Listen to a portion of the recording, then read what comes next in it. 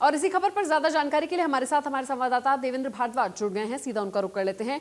देवेंद्र, लगातार कोरोना काल में लोग न सिर्फ अपने स्वास्थ्य की वजह से परेशान हैं, बल्कि लगातार महंगाई जो बढ़ रही है, महंगाई का कहर जिस तरीके से आमजन पर पड़ रहा है, ये भी अपने आप में एक बहुत बड़ी समस्या बन गई है।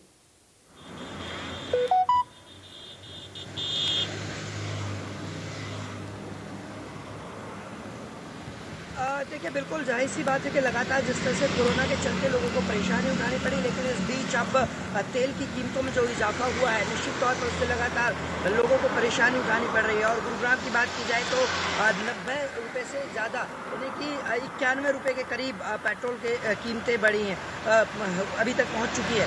इसके साथ साथ डीजल की बात की जाए तो 87 रुपये 40 पैसे डीजल के रेट हैं, यानी कि लगातार पेट्रोल और डीजल के जो दाम बढ़ रहे हैं, उससे निश्चित तौर पर लोगों को परेशानी उठानी पड़ रही है। यही नहीं, ट्रांसपोर्ट भी लगातार महंगा हो रहा है। और जो सरकार की तरफ से कहा जा रहा है कि इंटरनेशनल मार्केट में कच्चे तेल की जो कीमतें हैं वो बढ़ी हैं, और वो एक बड़ा कारण है। लेकिन दूसरी तरफ कांग्रेस हो या विपक्ष हो, लगातार भाजपा को घेरने की कोशिश की जा रही है।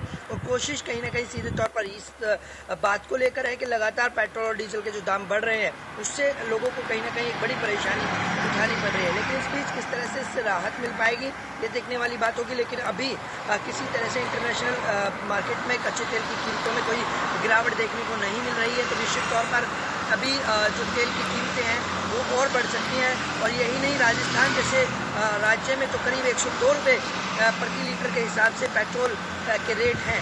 और ये कहा जा सकता है कि पहली दफ़ा ऐसा हुआ है कि 100 रुपये से ऊपर पेट्रोल की कीमतें पहुंची हैं। जी, और ऐसे में गुरुग्राम के जो वासी हैं, उनका क्या कुछ मानना है, वो लोग क्या सोचते हैं पेट्रोल और डीजल की बढ़ती कीमतों को लेकर, और क्या कुछ उम्मीद है, क्योंकि अभी ही पेट्रोल और डीजल की दोनों की कीमतों में बढ़ोतरी हुई है, तो क्या कुछ उम्मीद है कि कहीं से भी किसी भी तरीके से इनकी कीमतों में जो है वो कहीं ना कहीं ढिलाई दी जाए, क्योंकि जो पेट्रोल और डीजल जो है वो एक ऐसी बेसिक चीज है जिसकी जरूरत हर इंसान को हर रोज पड़ती है।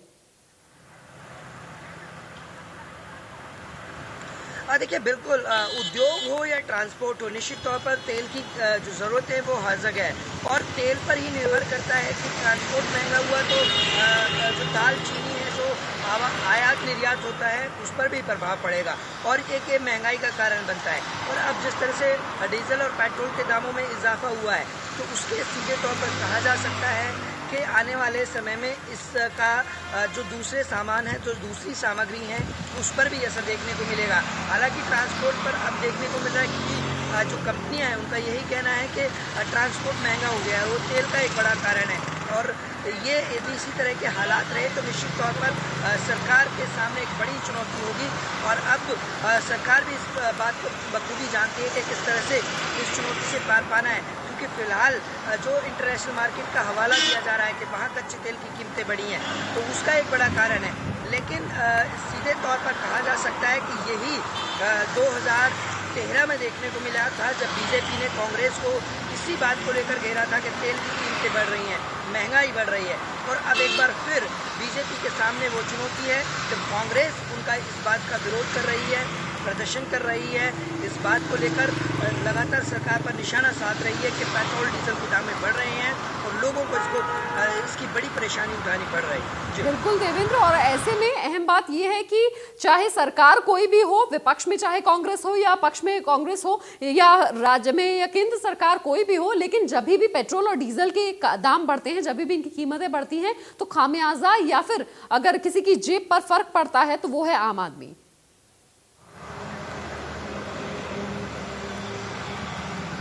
देखिए, बिल्कुल निश्चित तौर पर सरकारें जब आती हैं, विपक्ष लगातार विरोध करता है, आरोप प्रत्यारोप लगते रहते हैं, लेकिन इस बीच कहीं ना कहीं समाधान जो निकलना चाहिए वो समाधान इस महंगाई का निकलना चाहिए। बढ़ते हुए तेल और के रेट है जो उस पर कमी आनी चाहिए। लेकिन सीधे तौर पर लोग इसके बीच में पिसते हैं और आज जनता को इसका खामियाजा भुगतना पड़ रहा है।